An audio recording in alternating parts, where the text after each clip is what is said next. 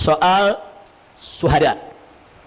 Saya hanya ingin menyampaikan informasi bahwa bulan September yang lalu kasus tragedi KM 50 sudah didaftarkan di pengadilan saudara kriminal internasional ICC, International Crime Court, saudara. Jadi sudah dilaporkan ke Den Haag, sudah diregistrasi, hanya tinggal sekarang ini kita siapkan materinya. Dan materi untuk tuntutannya dalam bentuk laporan investigasi ini sudah jadi. Ini laporan investigasi pelanggaran HAM berat pada tragedi KM 50, saudara. Nah, di sini dipaparkan, dan waktu itu keluarga syuhada kita undang rapat di tempat ini, saudara, dipaparkan semua oleh para advokat, saudara, supaya keluarga syuhada juga tahu kenapa kok sampai 5 tahun ini, saudara, prosesnya kok masih macet di sana sini, saudara. Nah, jadi 5 tahun ini kita sudah berusaha bagaimana bisa digelar pengadilan HAM di dalam negeri, saudara. Tapi memang pintu-pintu itu tertutup, saudara. Jadi agak sulit, sehingga 5 tahun kita jatuh bangun, saudara, pintu untuk menggelar pengadilan pelanggaran HAM sampai hari ini belum terbuka. Oleh karenanya para advokat persaudaraan Islam mengambil kesimpulan sekaligus langkah, perkara ini akan kita bawa ke forum internasional. Laporan ini akan dibuat dalam 2 bahasa, dan laporan ini akan kita sampaikan ke Bapak Presiden, begitu juga pimpinan MPR, DPR maupun DPD, dan akan kita sampaikan juga kepada seluruh instansi yang terkait di Indonesia, agar mereka tahu kalau laporan investigasi ini kita kirimkan ke ICC, ke Pengadilan HAM Internasional di Den Haag, Belanda, ya kawan. Jadi kami tidak lagi berharap untuk gelar pengadilan HAM di Indonesia, tapi tetap kami hormati pemerintah kita hormati semua jalur-jalur hukum yang ada di Indonesia ini. Kita beritahukan mereka agar mereka tahu bahwa ini, saudara, akan terus kita proses di ICC. Nah, baiklah, hal yang perlu kita ketahui, saya tidak akan bahas, tapi ada beberapa poin yang perlu kita ketahui, saudara.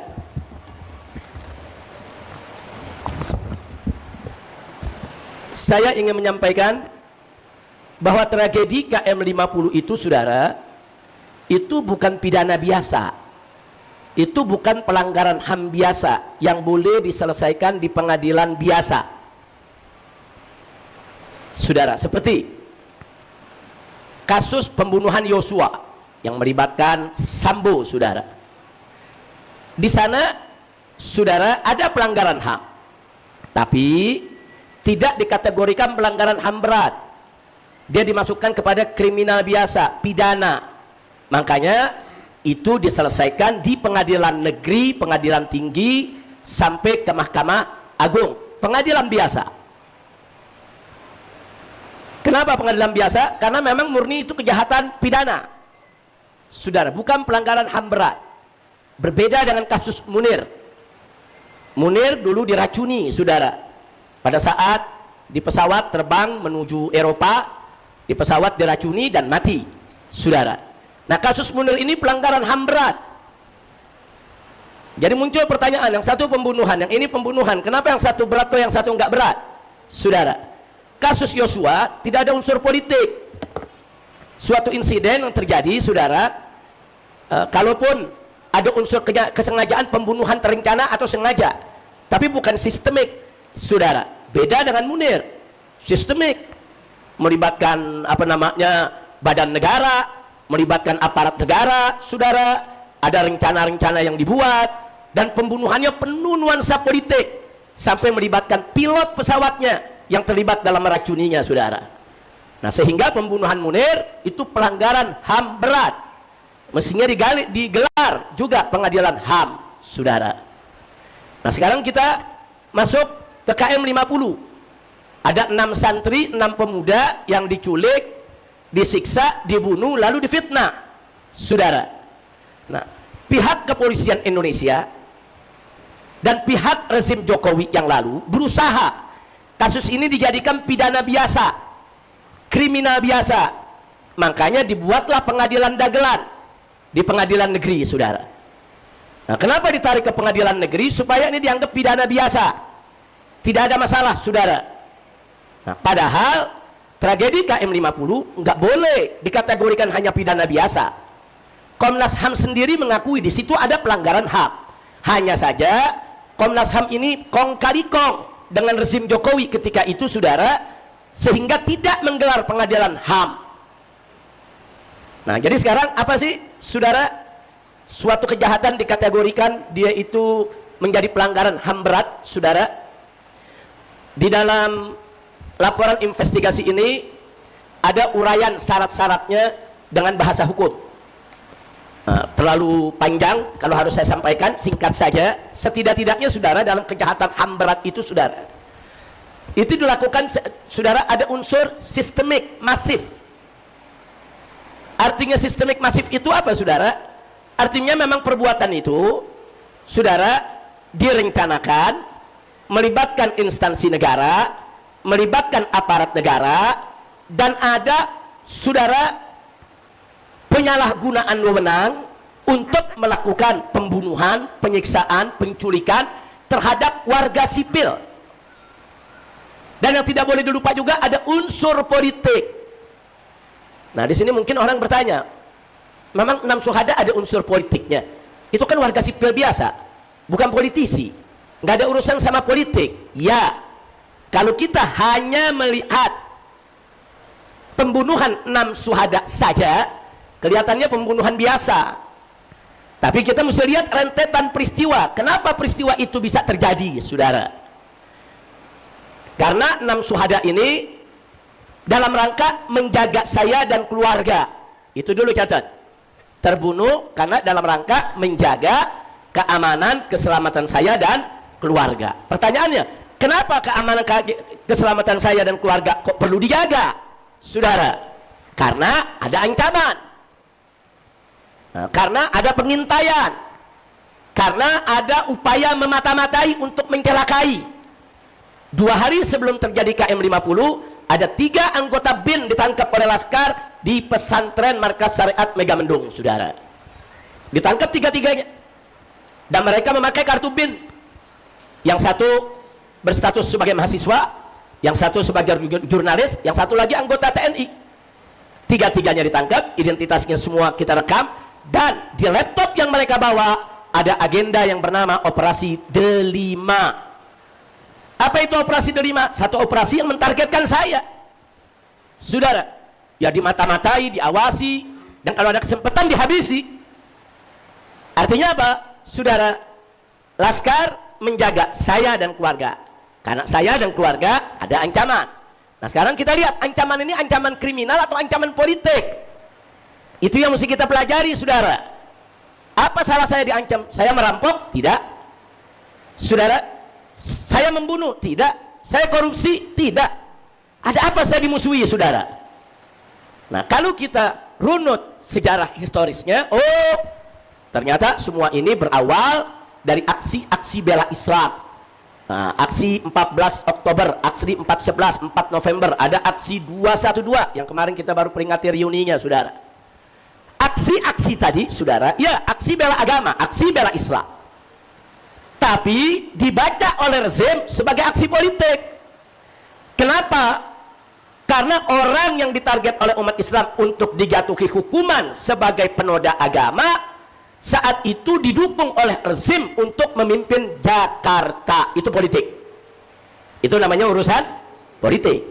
Nah, karena aksi 212 berhasil memobilisasi massa, menggalang dukungan, sampai si penoda agama gagal jadi gubernur di Jakarta, saudara, di Pilkada 2017 gagal. Maka rezim yang mendukung si calon tadi marah besar. Ini namanya urusan apa? Politik.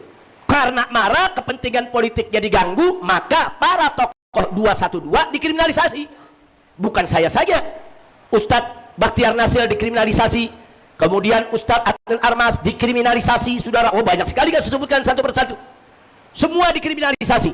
ada yang ditangkap, yang dipenjara, saya yang hijrah saudara ke Mekah, itu semua adalah urusan politik. Nah, karena saya dianggap berbahaya saudara, mereka musuhi, mereka mau tangkap. 3,5 tahun saya berhasil menghindar karena saya ada di Mekah. Begitu saya pulang, disambut oleh ratusan ribu umat saudara, ada yang tersinggung, marah saudara. Nah, disitulah mereka buat rencana lagi bagaimana untuk menghancurkan Habib Rizik ini. Nah, dari situ kita diawasi, kita dikejar saudara, dan seterusnya puncaknya terjadi peristiwa KM 50. Nah, berarti saya mau tanya, rentetan sejarah KM 50 ada unsur politik gak? Politik. Itu namanya sistemik, masif. Bukan hanya satu kejadian, kejadian demi kejadian saudara, rentetan. Bahkan saya 3,5 tahun di Mekah, mereka ganggu kok. Mereka ganggu bagaimana supaya saya di sana saya ditangkap, supaya saya di sana dicelakakan itu oleh petugas-petugas di Saudi. Bagaimana rumah saya dipasangi bendera ISIS dan seterusnya saudara. Bagaimana mereka cegah supaya saya tidak bisa pulang ke negara ini saudara. Ada rentetan peristiwa. Nah, kalau peristiwanya banyak, berentet sedemikian rupa, dan itu diatur, diskenariokan sedemikian rupa, itu namanya ada unsur masif dan sistematis. Nah, kalau sudah ada unsur masif dan sistematis serta politis, maka pembunuhan syuhada di KM 50 adalah pelanggaran HAM berat. Kira-kira jelas tidak?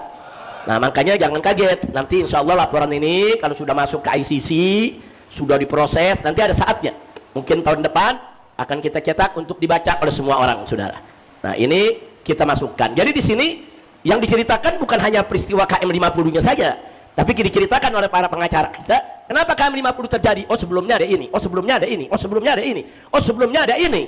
Baru ada rentetan peristiwa politik yang rezim terlibat, presiden terlibat, saudara, lembaga negara terlibat dengan mengatasnamakan negara, mereka melakukan kesewenangan, saudara. Nah, sehingga akhirnya puncaknya KM 50 itu menjadi pelanggaran HAM berat. Kira-kira jelas tidak? Paham semua? Nah, jadi kalau nanti ada yang baca ini, kok cerita ini ada masalah politiknya, ya memang itu dulu mesti diceritakan. Kalau itu tidak diceritakan, maka peristiwa KM 50 pidana biasa. Itu yang rezim Jokowi mau, saudara. Makanya mereka buat, yaitu pengadilan dagelan. Jadi sekarang Polri, kalau polisi ditanya, apa mereka bilang? Udah selesai, udah diadili, putusannya udah ingkrah, udah sampai Mahkamah Agung, udah selesai. Karena mereka mau giring, ini nggak ada unsur politiknya, nggak bisa, saudara. Nah, jadi sekali lagi di sini bahwa KM 50 kejahatan HAM yang masif, sistemik, dan juga ada unsur politik, sehingga dia menjadi pelanggaran HAM yang sangat berat, nggak boleh diadili di sidang pidana biasa. Nah, maka itu saudara, di sini saya singgung saja sedikit sebelum saya akhiri. Saudara, ada 26 pejabat negara yang kita laporkan ke ICC. Nomor 1 adalah Joko Widodo.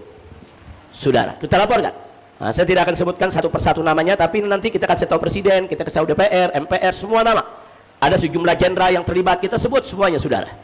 Jadi ada sejumlah jenderal, ada sejumlah menteri, saudara, yang terlibat, semuanya kita sebutkan, kita ceritakan. Ini 26, belum termasuk eksekutornya, belum termasuk yang nguntitnya, belum termasuk kombes-kombes yang terlibat, belum termasuk yang nyulik, belum termasuk yang nyiksa. Kalau itu kan eksekutor, algojonya, saudara. Nah, algojonya itu semua kena. Nah, itu yang terlibat di lapangan aja bisa 35 orang, saudara. Nah, tapi ini yang kita sebutkan di sini pejabatnya, saudara. Karena kejahatan itu ada dua macam, ada kejahatan by omission, ada kejahatan by commission. Dua-duanya kita tuntut. Kejahatan by omission adalah kejahatan yang dilakukan oleh pejabat negara yang punya wewenang dengan membiarkan peristiwa terjadi, baik saat terjadi maupun setelah terjadi. Jadi kalau ada satu kejadian pelanggaran HAM berat, terus presiden diam, walaupun presiden nggak terlibat, saudara, dia diam, dia biarkan, dia nggak mau gelar itu pengadilan HAM, itu namanya pelanggaran HAM, saudara, by omission. Presiden tetap terlibat karena dianggap membiarkan, tidak ditegakkannya hukum terhadap pelanggaran HAM berat tersebut. Nah, di sini Joko Widodo kena dua-duanya, by omission juga, by commission juga. Kalau by commission terlibat langsung, baik dalam peristiwa KM 50-nya atau menjadi cipta kondisinya. Jadi peristiwa-peristiwa politik, kriminalisasi, dan gangguan-gangguan yang terjadi terhadap saya dan kawan-kawan para aktivis 212 itu dilakukan oleh Joko Widodo, saudara, dan orang-orangnya secara langsung maupun tidak langsung. Yang puncaknya terjadi tragedi KM50. Jadi Joko Widodo itu, Jokowi terlibat baik kejahatan HAM berat by omission maupun by commission, dan dua-duanya, saudara, kita laporkan. Bukan itu saja yang kita laporkan, saudara. Yang kita laporkan termasuk Komnas HAM. Loh, kan Komnas HAM gak terlibat Habib di KM50. Siapa bilang? Mereka dengan sengaja, saudara, memanipulasi data sehingga peristiwa ini tidak, saudara, digelar pengadilan HAM. Musuhnya Komnas HAM, saudara, yang mengajukan kepada pemerintah untuk digelar pengadilan HAM. Ternyata Komnas HAM tidak melakukan itu. Artinya Komnas HAM ikut memanipulasi data supaya KM50 tidak digelar pengadilan HAM. Itu terlibat. Walaupun keterlibatannya setelah kejadian. Makanya Komnas HAM kita laporkan, saudara. Simpel sajalah, Komnas HAM melakukan penyelidikan. Tapi yang menarik, selama Komnas HAM melakukan penyelidikan sampai kepada kesimpulan, Komnas HAM tidak pernah menemui saya atau mengajukan pertanyaan kepada saya tertulis atau secara lisan, saudara, berkaitan dengan peristiwa KM50. Kok bisa? Saya target utama, saya yang mau dibunuh. Mestinya Komnas HAM tanya saya dong, Habib ini ada apa? Kenapa peristiwa begini? Komnas HAM nggak pernah nanya. Kalau alasan Komnas HAM karena Habib Rizik ada di penjara, Komnas HAM punya hak untuk datang ke penjara. Bahkan pengacara kami, Pak Aziz dengan Habib Ali, hari ini Habib Ali di mana? Habib Ali atas sudah menawarkan kepada Komnas HAM, kapan Anda mau ketemu Habib Rizik? Kami antar, silakan Anda masuk, tanya. Itu kewajiban Komnas HAM. Komnas HAM tidak lakukan itu. Jadi apa yang diselidiki? Kalau Komnas HAM katanya menyelidiki tragedi KM50, tapi tidak pernah bertanya kepada saya. Jadi yang diselidiki itu apa? Kan saya target utamanya. Dan istri saya juga jadi korbannya. Anak-anak saya, saudara, cucu-cucu yang masih kecil kan juga jadi korban. Hanya Komnas Anak pernah datang kemari menemui cucu-cucu kita. Komnas Anak, bukan Komnas HAM. Komnas Anak yang datang kemari, saudara. Itu aja sekedar menghibur. Ini Komnas HAM. Makanya kita tuntut, akan kita ajukan, saudara, bahwa Komnas HAM Indonesia memanipulasi data pelanggaran HAM berat, saudara, sehingga hanya menjadi pidana biasa. Nggak sampai di situ, saudara. Mantan Kapolri, mantan Kapolda, saudara, walaupun tidak terlibat langsung di KM50, tapi mereka membiarkan. Mereka tidak memberikan sanksi, bahkan mereka kong kali kong bagaimana, saudara, melindungi para pelaku. Kita tuntut, kita ajukan semua, saudara. Dan gak sampai di situ, hakim, jaksa di pengadilan negeri sampai Mahkamah Agung yang ikut menggelar pengadilan dagelan, kita laporkan juga, saudara. Mestinya hakim gak boleh buka sidang itu. Ini sidang pelanggaran HAM berat. Kok hakim berani menggelar sidangnya pengadilan biasa, saudara? Nah, makanya kenapa keluarga daripada Syuhada, begitu juga dari DPP FPI, tidak ada yang pernah hadir dalam sidang dagelan tersebut, saudara. Sebab kalau kami hadir, kami mengakui itu sidang. Enggak, itu sidang dagelan. Sidang hanya untuk menyelamatkan para penjahat. Sudah gitu mantan Kapolda Metro yang ketika itu menjadi Kapolda, saudara, ikut men-setting. Kami punya bukti, ada fotonya dia sedang duduk dengan para pengacara, saudara. Begitu juga korban. Untuk apa? Untuk bagaimana mengatur supaya selamat di pengadilan. Kita punya filmnya, kita punya fotonya, saudara, keterlibatan. Nggak boleh seorang Kapolda terlibat langsung untuk mengatur sebuah sidang dagelan, saudara. Nah, semua itu bukti-bukti sudah kita kumpulkan dan akan kita kirimkan, saudara, ke Mahkamah Internasional. Nah, jadi sekali lagi, jadi kalau ada yang bertanya, kenapa ini 5 tahun kok kelihatannya masih mandek? Ya, karena di negeri ini udah nggak bisa diharapkan lagi, saudara. Kasus Munir saja sampai sekarang ini kita bisa lihat udah puluhan tahun terbengkalai begitu aja, saudara. Nah, karena itu kita mencoba untuk mencari jalan lain. Nah, sekedar informasi, kenapa baru 5 tahun ini kok kita dapat jalan? Nah, ini Ustaz Syuhada dan keluarga Syuhada sudah paham mereka, saudara. Ternyata untuk melaporkan suatu masalah ke Mahkamah Pidana Internasional, kita harus punya pengacara HAM. Selama ini kita nggak punya. Jadi kalau kita tidak punya pengacara HAM yang punya sertifikasi internasional, kita belum punya, saudara. Jadi begitu kita mengajukan, nggak tembus. Karena pengacara HAM internasional ini dari Indonesia nggak ada. Nah, maka itu akhirnya beberapa pengacara-pengacara para pejuang mencoba untuk melakukan terobosan-terobosan. ikut pendidikan, ikut training, masuk, saudara, penuhi syarat mereka. Alhamdulillah, saat ini saudara sudah belasan orang dari pengacara-pengacara Indonesia yang punya sertifikasi pengacara HAM internasional baru tahun ini. Nah, mereka-mereka inilah yang bisa mengajukan, saudara. Tanpa mereka nggak bisa kita ajukan. FPI punya apa? FPI nggak bisa kerja apa-apa kalau urusan untuk mengajukan ke sana, saudara. Nah, jadi sekali lagi, pengacara juga ada ruang jihadnya, saudara. Kenapa ini nggak masuk-masuk selama 5 tahun? Kenapa ini nggak gol-gol selama 5 tahun? Padahal di tahun 2000, saudara, 20, saudara, sampai 2022, Hanif, 2020 atau 2022, Hanif, yang dilaporkan secara online 2021 ya. Nah, 2021, 4 tahun yang lalu sudah kita laporkan ke Mahkamah Internasional. Bukan enggak, saudara, tapi laporan tadi tergantung, saudara, enggak terproses walaupun sudah masuk dalam online-nya karena kita tidak punya pengacara HAM internasional.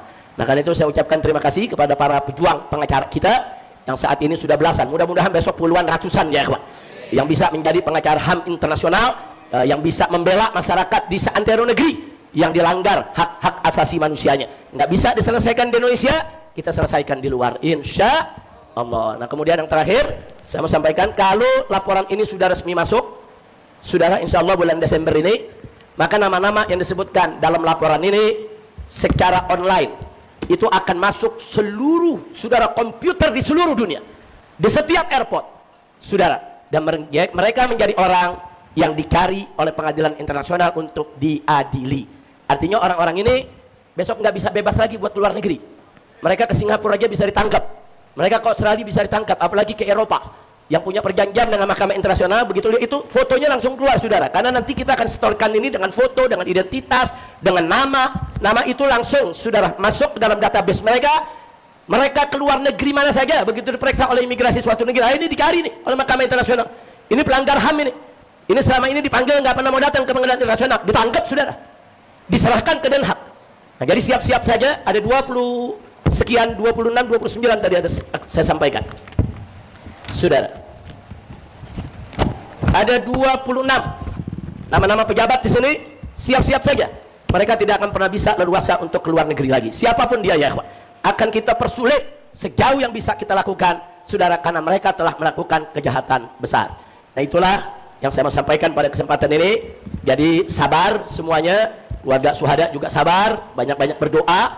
Dan tadi sudah disampaikan oleh Ustaz Syuhada, kita tidak hanya menuntut sampai di dunia, sampai di akhirat pun kita akan terus tuntut mereka. Mudah-mudahan Allah berikan kemenangan, amin ya rabbal alamin. Dan ini pelajaran buat seluruh pejabat kita, dari presidennya, menterinya, para jenderalnya. Jangan sekali-kali melanggar HAM, jangan bikin susah rakyat, jangan seenaknya membunuh orang, jangan menggunakan kekuasaan seenaknya menculik orang, membunuh orang, menyiksa orang. Hati-hati. Nah, karena itu Bapak Presiden, Bapak Menteri-Menteri, saudara, begitu juga semua para jenderal TNI maupun Polri, bekerjalah dengan baik, jadilah pejabat yang baik, jangan langgar HAM. Begitu Anda melakukan pelanggaran HAM, Anda akan terus dikejar oleh dosa, dan dikejar pula oleh kasus proses hukumnya, saudara. Nah, mudah-mudahan Allah selamatkan para pejabat kita yang baik untuk selalu menjadi pejabat yang baik, amin ya rabbal alamin.